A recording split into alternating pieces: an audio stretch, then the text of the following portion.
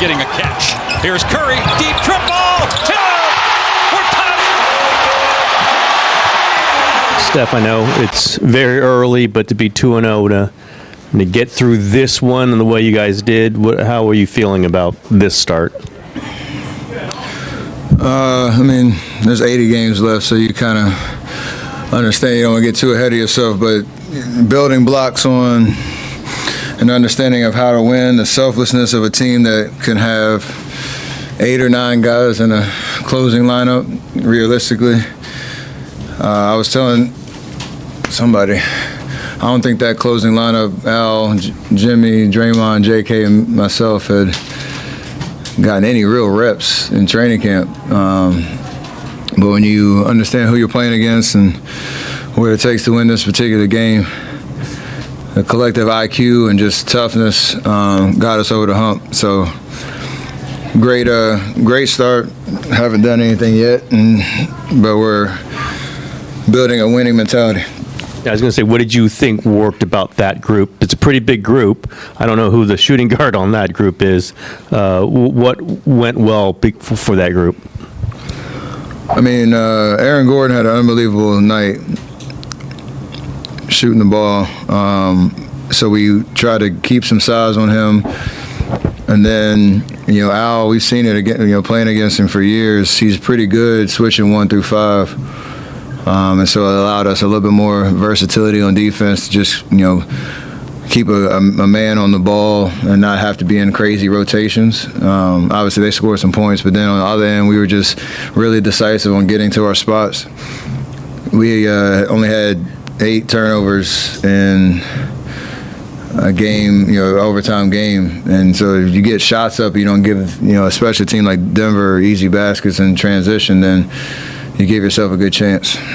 Hey, Steph, are these early season wins important? Now, obviously, any win's important, but to kind of avoid the late season rush that you guys had, the hard push last year? I'll let you know after game 30, because I answered that last year. Also, you noticed that Jimmy missed a free throw tonight, and you didn't? I can neither confirm nor deny anything that's going on with free throw situations this year. Steph, Steve Kerr has mentioned when it comes to turnovers, spacing has a lot to do with it. Obviously, like you said, only 8 turnovers tonight. I guess, what do you guys think? What do you think of your guys' spacing tonight, and how is it different from the preseason and even the game in LA?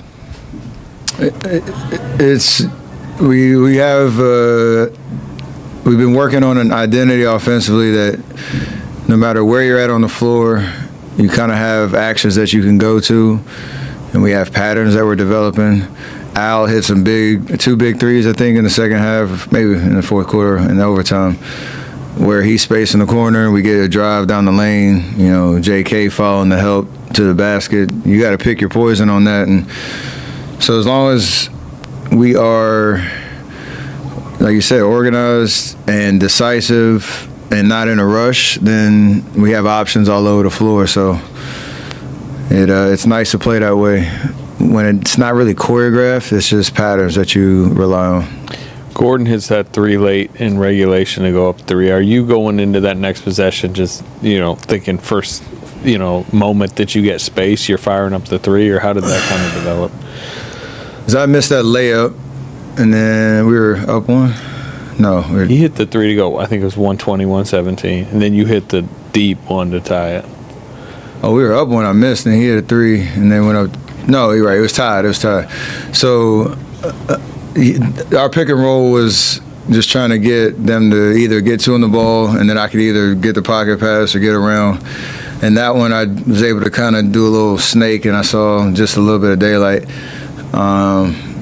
Again, decisiveness, no second guessing what you're doing, just trying to get a clean look. Thankfully, went in, and then that last one was just good chemistry between me and Draymond. What did you think about Gordon's night? It was ridiculous. And whatever he did this summer, it worked.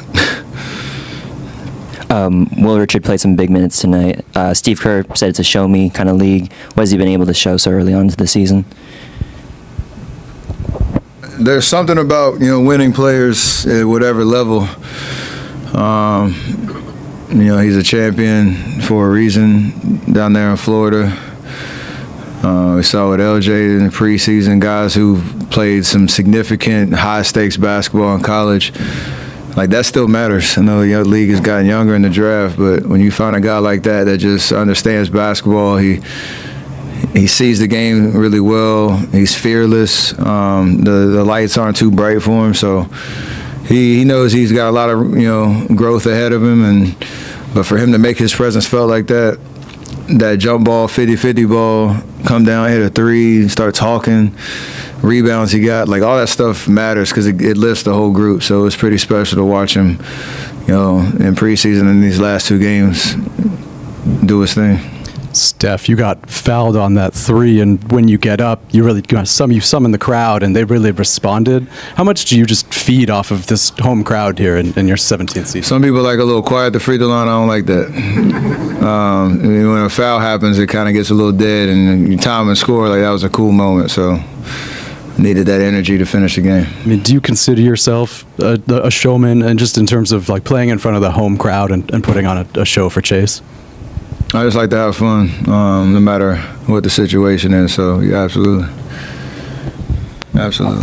Steph, I guess even at your more advanced age, you still consider the babyface assassin. What did it mean to you to see Aaron Gordon have basically the game of his life? He scores 50 points on opening night for them, and they still don't win the game. He played his out of his mind. I'm sure, when you're in that kind of zone, I don't know how he talk about it. He probably expects it just because of the work he put in over the summer. But for a championship-type team like they are, a team that has a lot of continuity from year to year, and then you have a guy like that play the way he did, and for us to still win, like that says a lot about where we're at right now. But it also says we got a lot of work to do to, keep doubling down on just finding a way to win no matter what the situation is. It's kind of like a playoff-type vibe where somebody has an out-of-body experience and you dig deep and, steal one pretty much. And that says a lot about what we're trying to do. Hey, Steph, you're an important face of the league. How concerned are you about what happened today and just how it might impact the NBA's integrity? I think on the whole, everybody is very mindful of, what to do, what not to do, and understanding the landscape of, sports right now in general. And that's not just an NBA thing. It's, this is new territory for everybody. So I think on the whole, we all are very responsible. The integrity of the game is fine. And then obviously we'll let the situation play out, whatever happens. But I wouldn't worry about that too much. You mentioned Denver as a championship-type team and what you guys are trying to build towards. Do you feel like you guys are a championship-type team, or too early to say? It's game 2, man. Long way to go. Stephen, is it fun to go blow by blow with a guy like Aaron Gordon tonight when they're putting up 50 and you're coming back, he's hitting them, you're hitting them? Is that fun to have that kind of? Just the game reveals itself in terms of what you need to do. At the end of the day, he was going crazy in the first half, kept it going, and then down the stretch, like it was again decisiveness. Just trying to figure out how to get the best shot on every possession. I don't necessarily look at it as, a one-on-one type back and forth battle, but it's more so the game called for us to kind of abandon any, fancy play calls and just get to spots where we could try to pick them apart. And, I was able to finish a lot of the possessions just because that's the way the game went. So the talent like that and a game like that rises the level of the whole arena, on both sides. So you kind of feel that for sure. How cool was it, you ending regulation and then going into overtime, that stretch that you had, but for Jimmy to kind of have the dagger and for you to pull out kind of the night-night celebration for him? How was that moment to have with him? It's just team basketball, man. Like, the reason he got that shot was because we had kind of been really methodical, possession after possession, and they ran out of stuff to guard, and, him taking that shot was huge. And Draymond last year when we played Minnesota, he pulled the signature move out. I thought Jimmy was going to do it. He left me on an island. But I appreciated the moment because he knows what it means to close out a game too. Last one for Ron. Steph, you talked a little bit earlier about that closing lineup with Al in there. How important will that be in the long run over the season to have that option of closing, adding a guy who's 6'9" and can shoot threes and guard a guy like Jokic? It seems like that gives you guys flexibility you haven't had in the past. That was the vision the whole time. We've played against him. We understand what he did in Boston, Atlanta, everywhere he's been. I still have flashbacks of Game 1 and 22. It's just, he understands what it means to impact the game on both ends. He's fearless as well. So, again, you probably have 7, 8 guys that you could theoretically finish a game with on our team. And it just depends on what the game calls for, and I think he understands on a night-to-night basis to be ready for whatever. And he's seen it all, so you don't really have to prepare him too much for, the unpredictability of it all. He just knows and sees the game so well. Again, we didn't really have a play call down the stretch. It was just get to your spots, figure it out, make the right play, knock down a shot, talk on defense, do what you need to do, and he's really good at that. Great. Thank you, Coach. Quinton Post reveals what Stephen Curry did that mattered more than scoring. Quinton Post is quickly becoming one of the most intriguing young talents on the Golden State Warriors roster. In his rookie season, he quietly made a name for himself, shooting an impressive 40.8% from three-point range and averaging 8.1 points per game. As a modern stretch big, he's carved out a valuable role in the Warriors' rotation, and he's not done yet. During the preseason, Post continued to show his offensive potential, especially in a standout performance against the Portland Trail Blazers where he dropped 16 points, including 3 three-pointers. But when asked about his recent success, Post didn't take the credit for himself. Instead, he pointed to one major factor: Stephen Curry.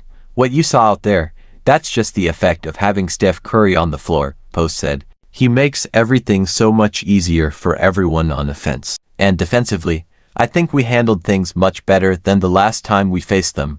The game marked Curry's return after missing the previous matchup against the Lakers. And he didn't disappoint, putting up 28 points and leading the Warriors to a 118-111 win over Portland. "This was a big statement game for him," Post added. "He sat out last game and then came back and just took over. He said something before tip-off that really stuck with me. But more than anything, it's his leadership, the way he sets the tone, that makes the biggest difference." While Curry leads the way offensively, Post is focused on improving where it really matters for his position: rebounding. Despite his offensive contributions, Post pulled down only 2 defensive rebounds in the game. Not enough, he admits, for a player in his role.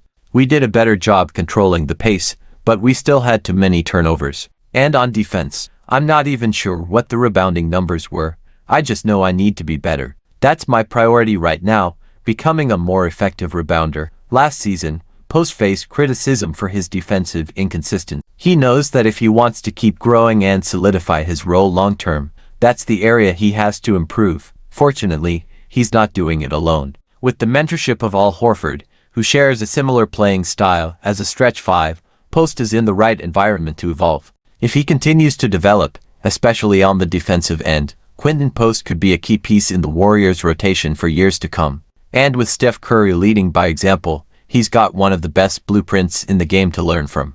But what makes Post's comments so striking isn't just his humility, it's the deeper acknowledgement of how Stephen Curry continues to reshape the game without always needing to light up the scoreboard. For a young player like Post, recognizing the power of Curry's off-ball move, leadership, and court gravity shows a level of maturity that's catching the attention of coaches and analysts alike. Internally, sources close to the team say the coaching staff has been impressed with Post's approach during training camp. While his shooting numbers draw the headlines, it's his willingness to learn and take ownership of his weakness, like rebounding and defensive, that's earned him growing respect in the locker room. In particular, his openness about needing to improve on the glass has resonated with veterans like Draymond Green and Kevin Looney, who have both taken on mentoring roles with him in recent weeks. During practices, Post has been seen working closely with assistant coaches focusing on boxing out drills, rebounding reads, and interior footwork, a sign that he's committed to rounding out his game. Outside of the Warriors camp,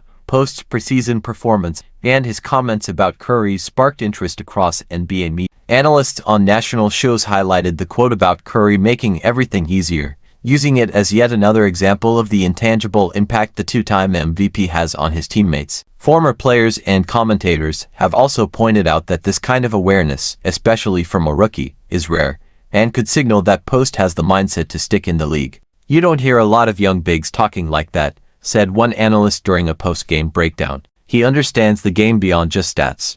That's huge. Looking ahead, the Warriors see Post as a potential long-term piece, someone who can eventually fill a similar role to Al Horford, a smart, versatile big who stretches the floor, moves the ball, and plays within the system. If he can elevate his rebounding and improve his defensive reads, he may even find himself closing games down the line. For now, though, Post remains focused on the next step. "There's still so much I need to work on," he said after the win over Portland. "But being around guys like Steph, Draymond, Looney, it's helping me grow faster.